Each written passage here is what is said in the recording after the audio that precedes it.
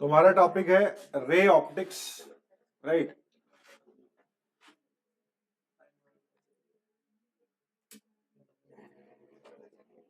इसकी हम आपको एक मैनुअल बुकलेट भी देंगे हमारे नोट्स की अलग से।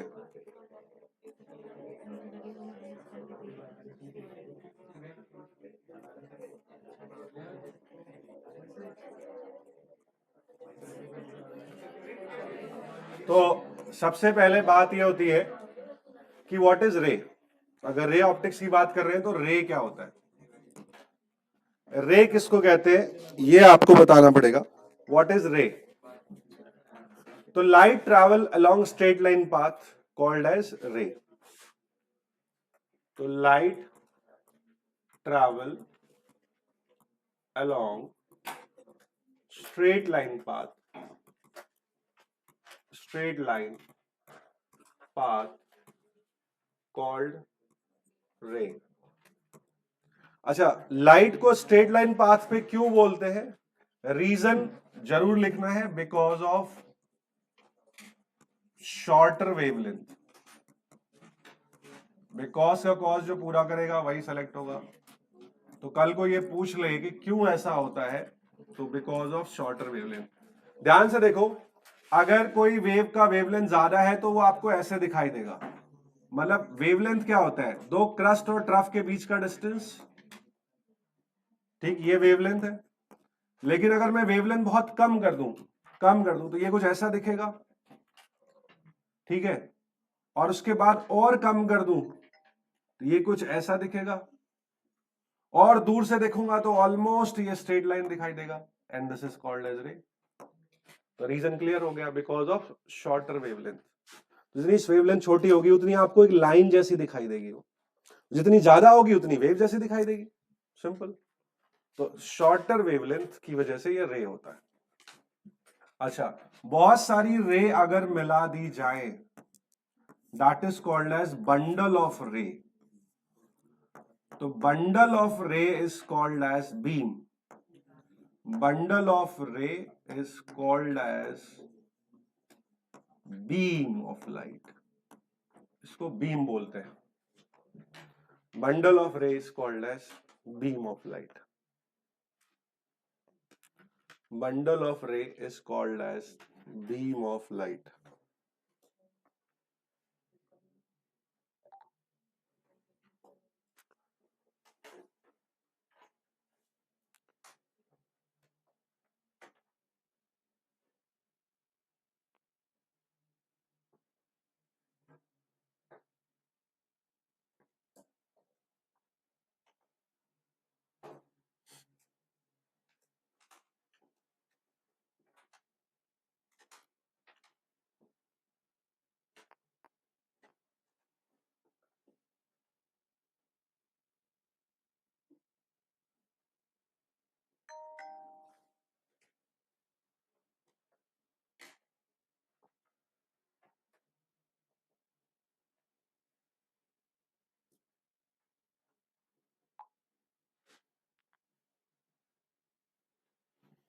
Bundle of ray is called as beam of light. अब इसमें क्या पॉइंट आता है कि इंपॉर्टेंट जो फिनोमेना होते हैं, तो फिनोमेना दो है लाइट के अंदर। पहला फिनोमेना है रिफ्लेक्शन और दूसरा फिनोमेना है रिफ्रैक्शन।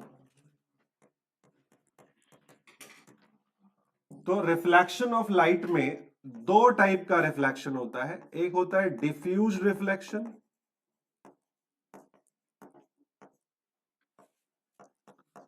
और एक होता है स्पेकुलर या mirror like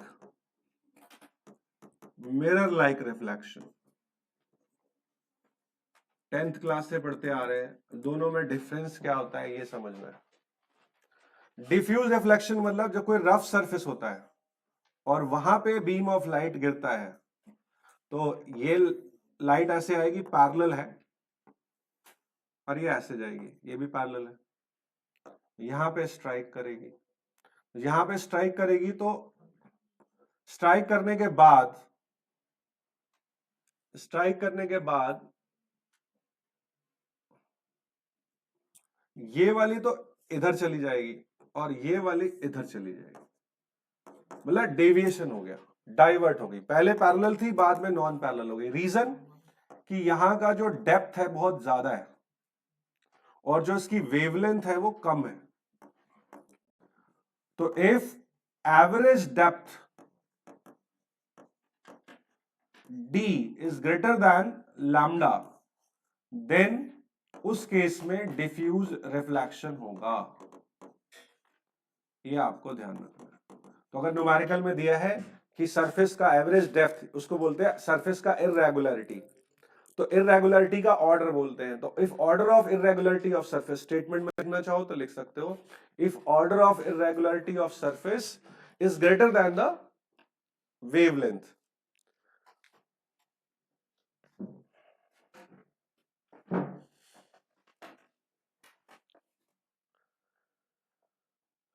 if order of the irregularity of the surface is greater than the wavelength of light used, then आगे समझदार है, then reflection called as diffuse reflection, means light scatter हो जाएगी, बिखर जाएगी।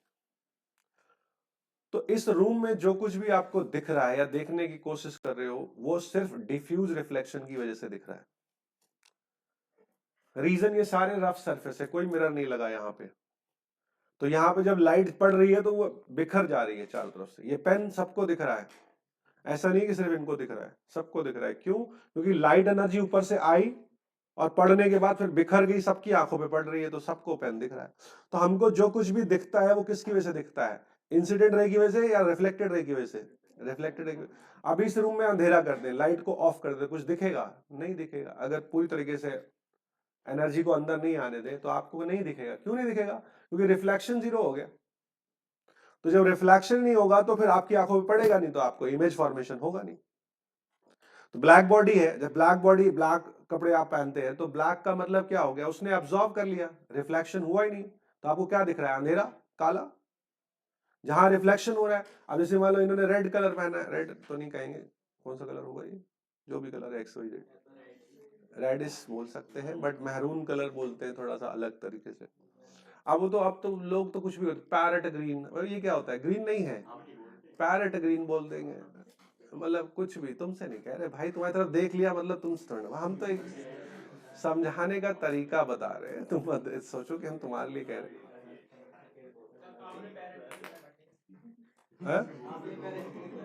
हाँ, हमने पैरेट ग्रीन पहना हुआ है, तो इसको ग्रीन नहीं बोले, पैरेट। तो ग्रीन ग्रीन क्यों दिख रहा है? क्या ग्रीन एब्जॉर्ब हो रहा है इसलिए या ग्रीन रिफ्लेक्ट हो रहा है इसलिए? ग्रीन रिफ्लेक्ट हो रहा है इसलिए। तो इस रूम में जो कुछ भी आपको दिख रहा है वो रिफ्लेक्शन की वजह से दिख रहा है, और वो भी कौन सा? डिफ्यूज रिफ्लेक्शन, क्योंकि सरफेस सारे क्या है? रफ।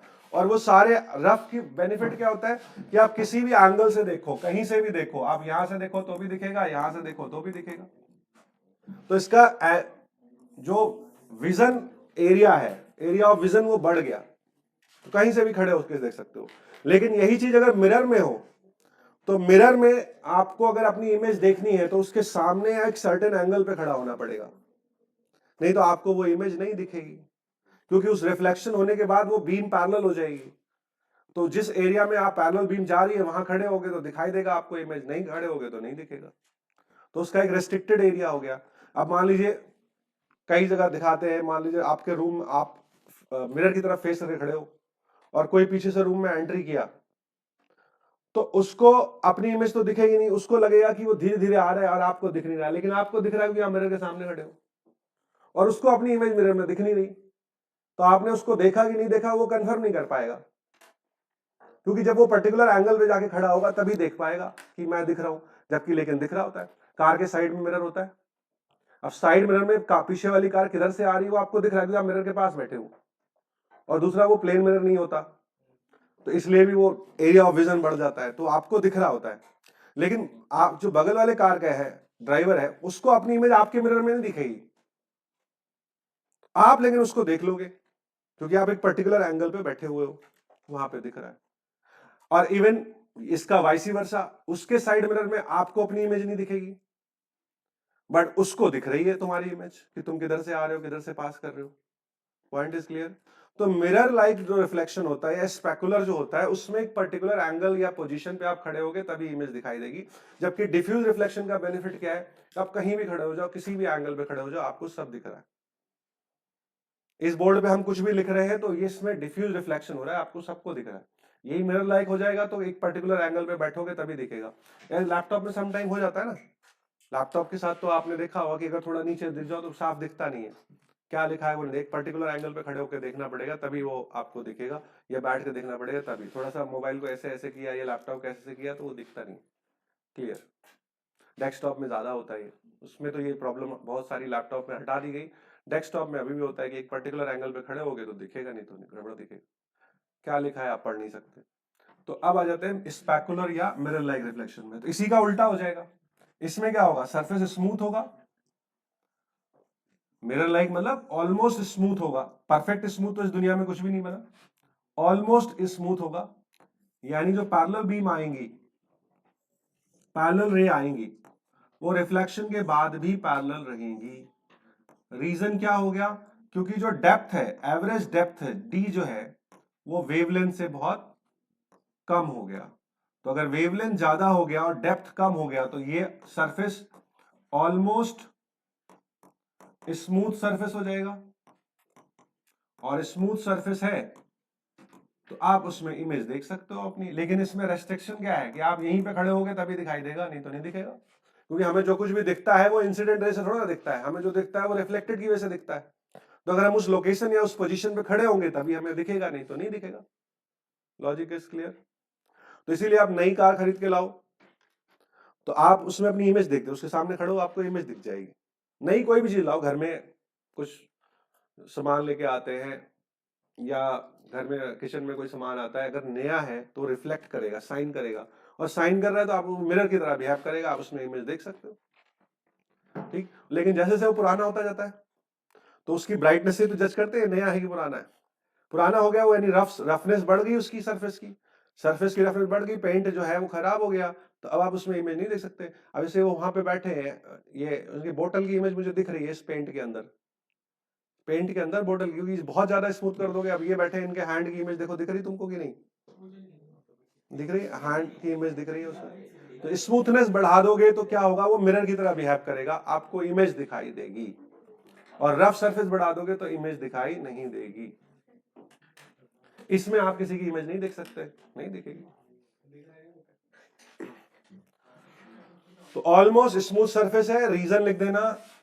तो इसका एक्सप्लेनेशन भी एक लाइन में लिख देना कि इन मिरर लाइक रिफ्लेक्शन और स्पेकुलर। अब फिर मैंने कहा मेडिकल वाले लैंग्वेज में परेशान करेंगे, वो मिरर लाइक नहीं बोलेंगे, वो बोलेंगे स्पेकुलर रिफ्लेक्शन। अब तुम बेहोश हो जाओगे, ये कौन सा है, ये तो सुना ही नहीं। स्पेकुलर, ये क्या इंग्लिश है?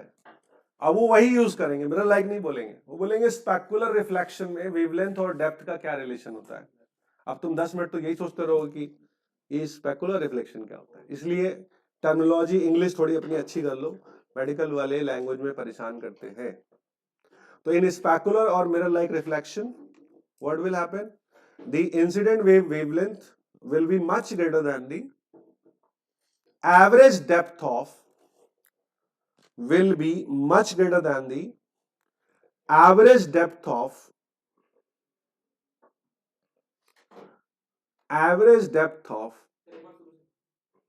in a specular or mirror like reflection, the incident wavelength will be much greater than the average depth of 1x से भी कम चलेगी स्पीड, तो will be less greater than the average depth, much greater than the average depth of reflecting surface, average depth of reflecting surface.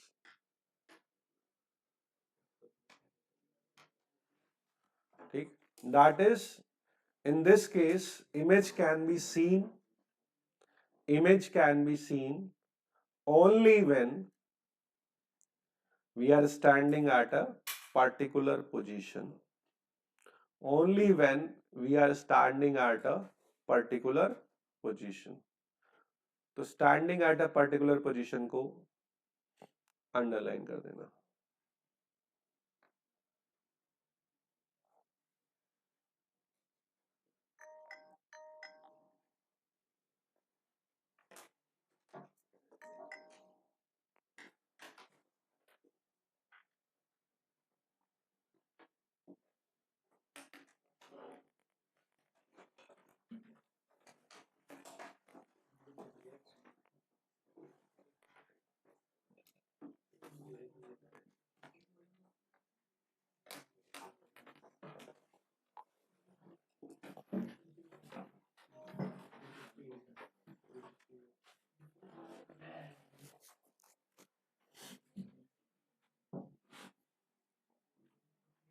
चलो, अब जब हम mirror की बात करेंगे या रिफ्लेक्शन की बात करेंगे तो एक कंफ्यूजन बहुत होता है रियल और वर्चुअल इमेज फॉर्मेशन का, क्योंकि प्रॉपर्टीज ऑफ इमेज लिखनी पड़ती है कि रियल है, वर्चुअल है, इरेक्ट है, इन्वर्टेड है, इनलार्ज है, डिमिनिश्ड है। तो कई ऑप्शन में ऑलमोस्ट सेम प्रॉपर्टी होती है, थोड़ा बहुत चेंज करते हैं, ऑप्शन चेंज हो जाता है।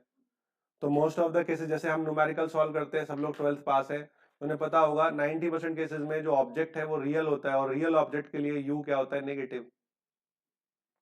वर्चुअल ऑब्जेक्ट बहुत कम बनता है, लेकिन कब बनता है ये पता होना चाहिए। तो एक चीज आगे बढ़ने से पहले ये कंसेप्ट जरूरी है सीखना, जिससे आगे दिक्कत ना हो। तो ऊपर हेडिंग डाल देंगे, concept of real and virtual image formation. Concept of real and virtual image formation by the mirror. Concept of real and virtual image formation by the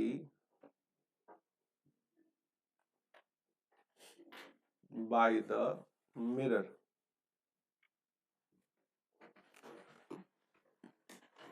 देखो भाई, इस चीज को ध्यान से समझो। चाहे वो प्लेन मिरर हो, मिरर तीन टाइप के होंगे, plane mirror, spherical mirror. Spherical में कौन से दो, कनकेव और कन्वेक्स। तो चाहे वो कनकेव मिरर हो या कॉन्वेक्स मिरर हो,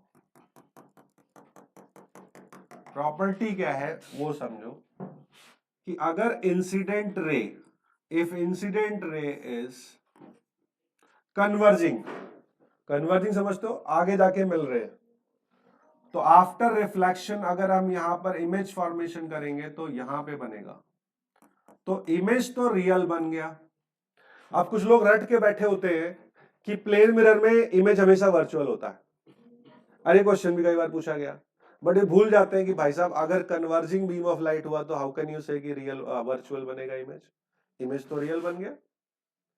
यानी रियल और वर्चुअल बेसिकली डिसाइड कैसे करते हैं, मिरर के सामने कुछ भी बनेगा, यानी जिधर लाइट एनर्जी प्रेजेंट है उधर कुछ भी बने, चाहे आई बने चाहे ओ बने, इमेज बने या ऑब्जेक्ट बने, ये सबको कंफर्म है रियल होगा, क्योंकि मिरर के सामने बन रहा है।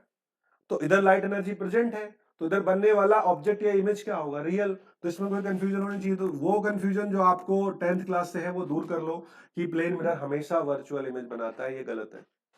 It will form a virtual image for real object, that is another case. अगर वो बोलता है कि ऑब्जेक्ट रियल है तो उसका इमेज कैसा बनेगा, तो प्लेन मिरर वर्चुअल बनाएगा। लेकिन if you right the property, एक मतलब कि जनरलाइज ही कर दो स्टेटमेंट को कि भैया प्लेन मिरर जो है वो वर्चुअल ही इमेज बनाता है, अगर ये स्टेटमेंट बोले तो आप उसे गलत बोलेंगे। अगर वो ये कहता है plane mirror form virtual image of real object, then it's okay, कोई दिक्कत नहीं है। तो इस वाले केस में उल्टा हो रहा है, ऑब्जेक्ट रियल और इमेज रियल है, तो ऑब्जेक्ट पीछे बढ़ाओगे तो मिलेगा नहीं, तो क्या करना पड़ेगा, डॉटेड लाइन से आगे बढ़ाना पड़ेगा। तो डॉटेड लाइन से अगर हम आगे बढ़ाएंगे तो ये क्या आएगा, ये आपकी ऑब्जेक्ट की पोजीशन होगी और इसको हम बोलेंगे वर्चुअल। अच्छा, अब ये जो नियम है कन्वर्जिंग और डाइवर्जिंग का, ये तीनों में लागू होता है। आप कहीं भी लगाओगे यहां भी लगेगा, क्योंकि इसमें भी ऑब्जेक्ट कहां जाएगा, पीछे की तरफ,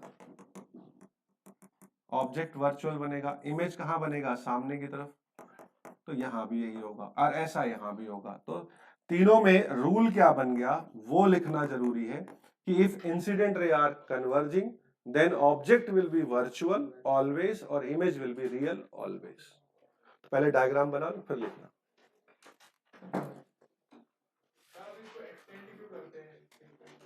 क्योंकि पीछे मिला नहीं सकते, कहां से आ रही है लाइट हमें क्या पता चला। तो आगे तो वर्चुअली मिल रही है ना, रियल में नहीं मिल रही है, वर्चुअली तो मिल रही है। पीछे तो वर्चुअली भी नहीं मिलेगी, बढ़ा लो कितना बढ़ाना है। कोई चीज डाइवर्ट हो रही है तो और डाइवर्ट हो जाएगी ना, इन्फिनिटी में और कहते हैं ना पैरेलल लाइन नेवर मीट। अब लेकिन एक स्टेटमेंट ये भी आता है पैरेलल रे कहां मिलेंगी, तो आप उसको क्या बोलोगे, इन्फिनिटी पे। मिरर कार के अंदर हाई बीम लाइट होता है, कैसे हाई बीम बनता है, उसमें बल्ब को कहां रखते हैं, फोकस पे। तो जब आप एडजस्टमेंट करोगे बल्ब को, जैसे बटन दबाओगे तो फोकस पे आ जाएगा, और जैसे बल्ब फोकस पे आएगा तो पैरेलल बीम निकलेगी, और पैरेलल बीम सीधा जाएगी जहां तक तुम देख सकते हो। अब वो कहां तक जाएगी पूछोगे तो इन्फिनिटी। ये तो ह्यूमन आई में भी बोलता है कि ह्यूमन आई, हेल्दी आई है तो उसका लीस्ट डिस्टेंस कितना होता है देखने का, 25 सेंटीमीटर। लेकिन फार पॉइंट कहां होता है, इन्फिनिटी। तो तुम्हें इन्फिनिटी का दिखता है, मून पे क्या लिखा हुआ है बता दोगे? मून पे क्या दिखा हुआ है नहीं बता सकते, लेकिन इन्फिनिटी तक दिख रहा है। हाँ मून दिख रहा है ये पता है, क्या है पता नहीं। हमारे साथ एक केमिस्ट्री के भाई साहब थे, आज से बहुत सालों पहले की बात है। तो हम लोग स्कूल में एक ऐसे ही मार्केटिंग के लिए जा रहे थे, तो ये वन वे था, उधर से ट्रक आ रहा था। अब वो स्पेक्स लगाते थे, तो कहते कि अमर देखो कुछ आ रहा है। अब बहुत पास पहुंच गए, कोहरा बहुत ज्यादा। मैंने कुछ नहीं आ रहा, बहुत कुछ आ रहा है, साइड कर लूं। तो लोग इन्फिनिटी तक नहीं दिख रहा तो उसको दिक्कत है। हम हमें हमें भी दिखा कि कुछ है, उनको भी दिखा कि कुछ है, बट हमें क्लियर दिख गया, उनको नहीं दिखा। तो मतलब यह है कि इन्फिनिटी देखने का यह मतलब नहीं होता कि इन्फिनिटी तक क्लियर दिख रहा है। इन्फिनिटी का मतलब होता है रिजोल्यूशन पावर, आपकी resolving power is different thing. कि आपको होर्डिंग पे क्या लिखा हुआ है वो इमेज दिख रही है, लेकिन उसमें छोटा सा कंडीशन अप्लाइड नहीं पढ़ पाओगे, दूर से पास जाओगे तभी, क्योंकि आपकी आई की रिजॉल्विंग पावर लिमिटेड है। उसके लिए आप फिर रिजॉल्विंग पावर के लिए आप क्या यूज करते हो, सैमसंग गैलेक्सी S20। कि मून पे क्या लिखा हुआ है दिखा देते हैं, कि मून पे भी वो जूम करके दिखा देते हैं ना कि क्या क्या हो रहा है क्या नहीं। एक्चुअली वो देखना तो देखते तो वो भी है जितना हम भी वही देख रहे हैं। लेंस लगाने से क्या होता है कि रिजॉल्विंग पावर उसकी होती है, शब्दों के बीच में रिजोल्यूशन बढ़ा देते हैं, तो आपको क्लियरिटी आ जाती है, बस और कुछ नहीं होता।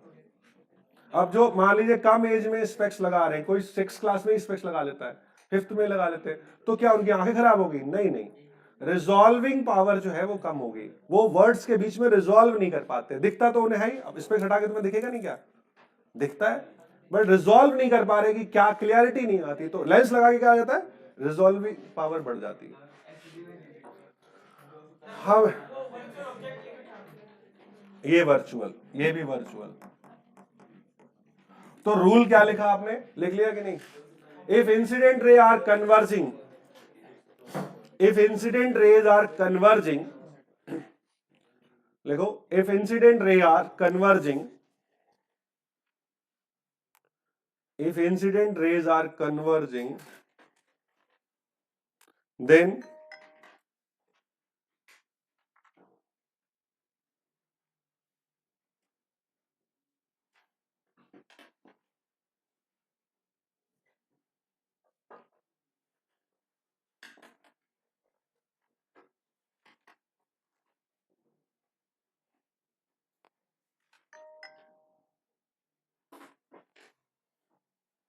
object virtual,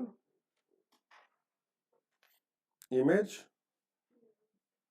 real।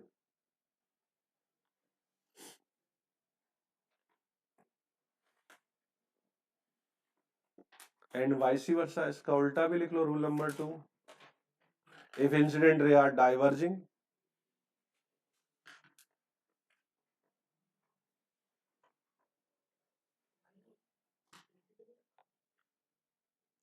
if incident ray are diverging,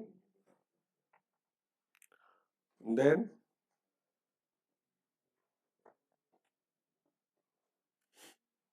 object what, object real, image virtual। तो रूल नंबर 2 का इमेज फॉर्मेशन कैसे होगा वो देख लो। कि अगर मिरर के सामने कुछ भी रखा हुआ है, ये ऑब्जेक्ट है, तो यहां से लाइट एनर्जी जाएगी, ऐसे जाएगी, फिर लॉ ऑफ रिफ्लेक्शन फॉलो करेगी और ऐसे डाइवर्ट हो जाएगी। तो आप देख सकते हो इंसिडेंट रे डाइवर्जिंग है और रिफ्लेक्शन के बाद ये डाइवर्ट हो गया तो आगे तो मिलेगा नहीं, तो क्या करना पड़ेगा, रिफ्लेक्टेड रे कहां मिलेंगी, बिहाइंड द मिरर। तो प्लेन मिरर की ये प्रॉपर्टी बिल्कुल सही है कि अगर ऑब्जेक्ट रियल है तो 102% इमेज जो है वो वर्चुअल ही बनेगा, इसमें कोई दिक्कत नहीं है। जबकि कनकेव और कन्वेक्स में ऐसा हो जाता है कि ऑब्जेक्ट भी रियल है, इमेज भी रियल है, बन जाता है, स्पेशली कनकेव में। अच्छा, कन्वेक्स में कुछ लोग एक प्रॉपर्टी लिखते हैं कि इमेज हमेशा वर्चुअल बनेगा, कन्वेक्स में हमेशा वर्चुअल बनेगा, कोई ऐसा पॉइंट नहीं जहां पे इमेज रियल बन सकता है।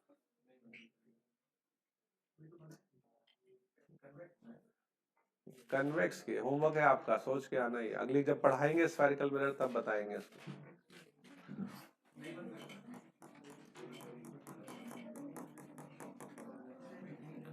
तो जो आपने रूल लिखा था उसमें ये मेंशन, इसका डायग्राम बना देना। रूल नंबर 2 में incident ray are diverging, then object real और इमेज वर्चुअल।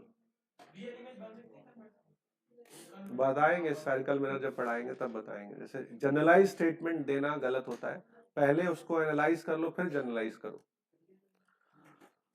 तो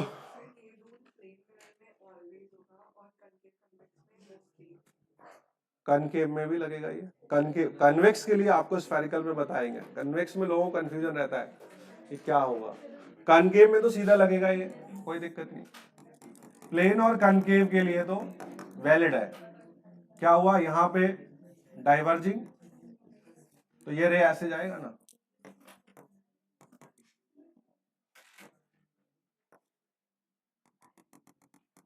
तो इमेज कहां बनाओगे, वर्चुअली तो बनेगा। तो object real, image virtual.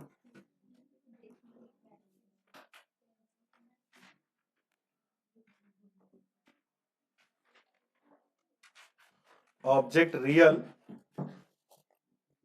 Image virtual, object real, image virtual.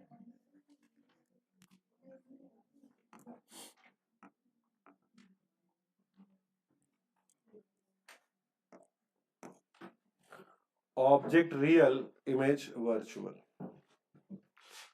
चलो नेक्स्ट। अब इसमें एक रूल नंबर 3 भी मेंशन कर सकते हो आप अपनी लैंग्वेज में, कि जिस साइड लाइट एनर्जी रियल में प्रेजेंट होगा उस साइड बनने वाला ऑब्जेक्ट या इमेज जो भी बनेगा वो रियल होगा, and behind the mirror obviously कुछ भी बनेगा वो वर्चुअल बनेगा। तो लिख दो इस बात को कि इफ ऑब्जेक्ट और image is formed, object or image is formed in front of the mirror, in front of the mirror, then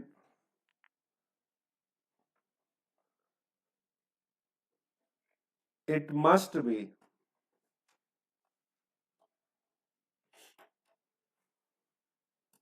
real.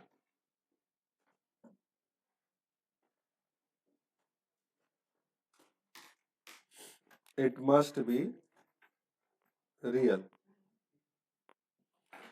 And if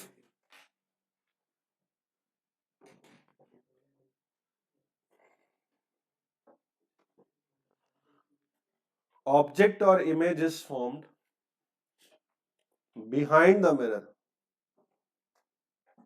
bracket में देना absence of light, behind the mirror मतलब light energy present नहीं है, तो absence of light, तो क्या होगा, virtual object or image will be formed.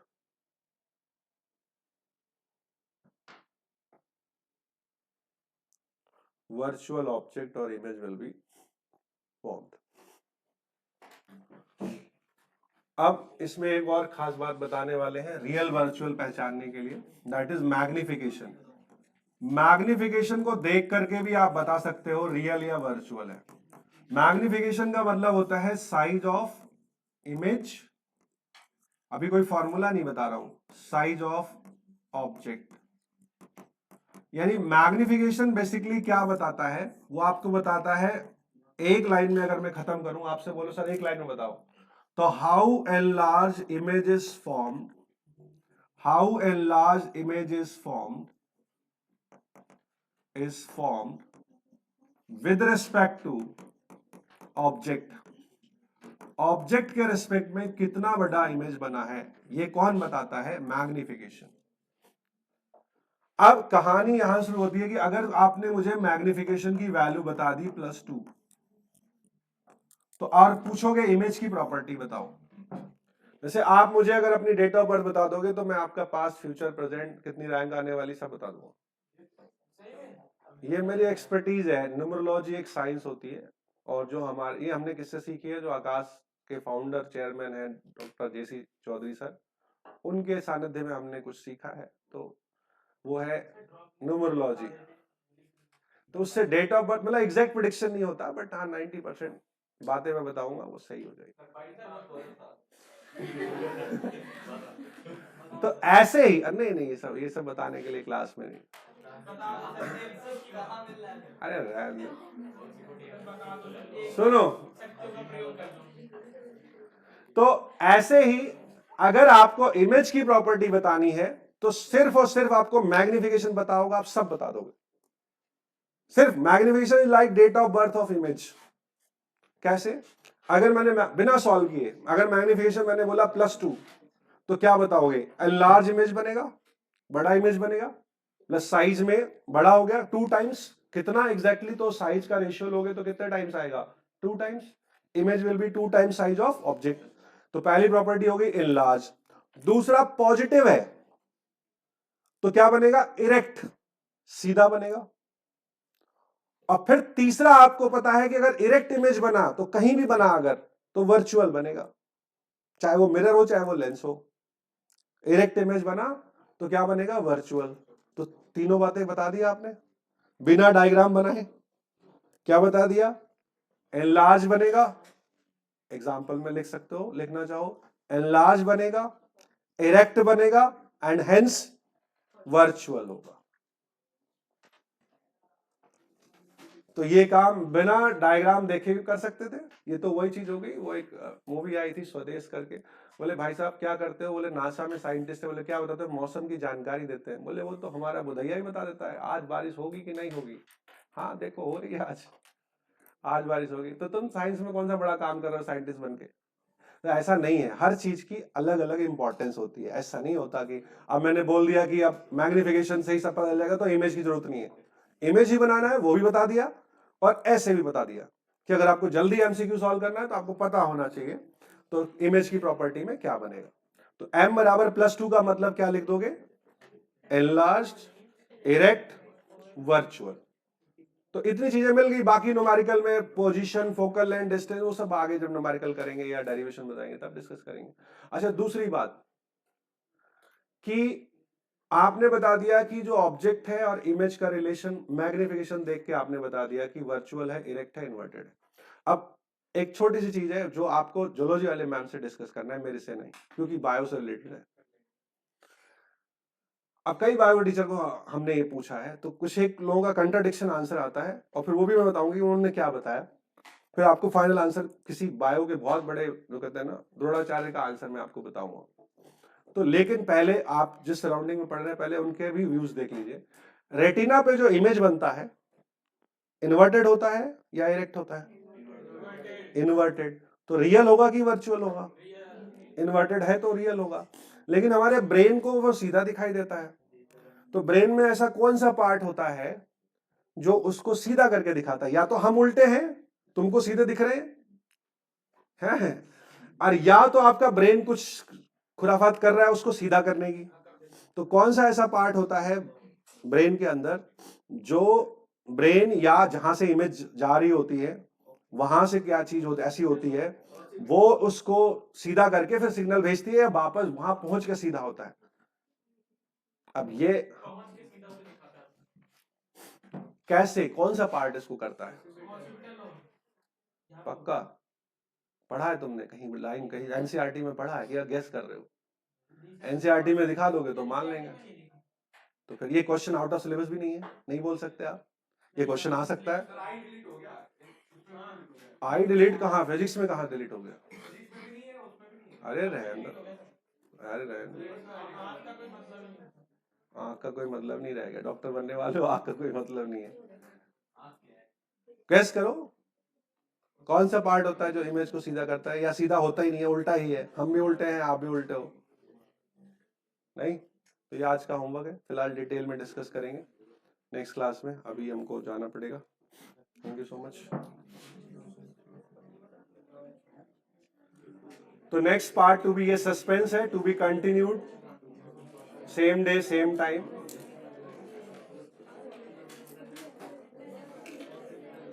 बहुत ही इंटरेस्टिंग चैप्टर है, बहुत पढ़ने में मजा आएगा। रीजन, ज्यादा मार्क्स के क्वेश्चन भी आते हैं और डेली लाइफ से अटैच्ड है, तो दोनों बातें जरूरी है रे ऑप्टिक्स के लिए।